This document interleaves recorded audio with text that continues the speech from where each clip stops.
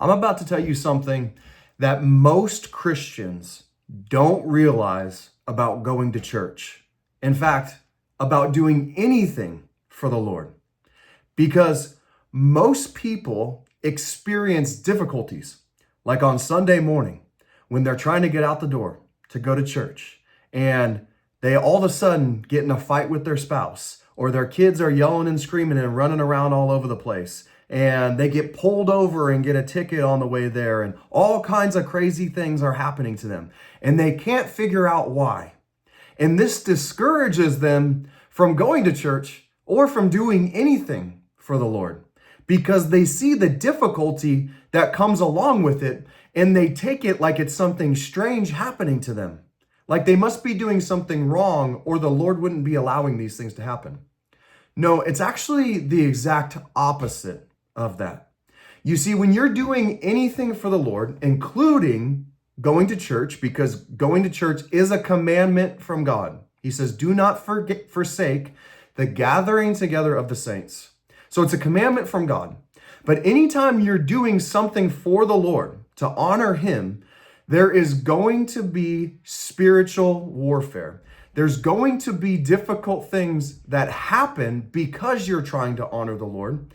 And when you're trying to honor the Lord in this way, He's going to allow the enemy to attack you to see just how bad you want to honor Him.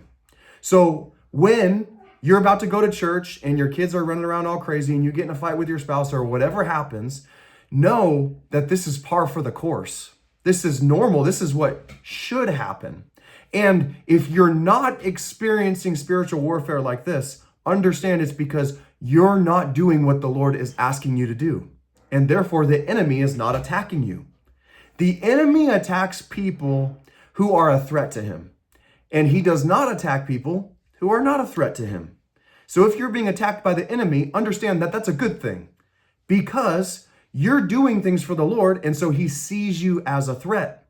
He wants to do anything to knock you down. But don't see it as something strange happening to you. You need to understand that you are going to be tested, especially when you're going to church. But what I've experienced in my own life is that it's always difficult to get to church. Even as a pastor, I'm a pastor, and we go to church 3 times a week. I teach 3 times a week, twice on Sunday and once on Wednesday.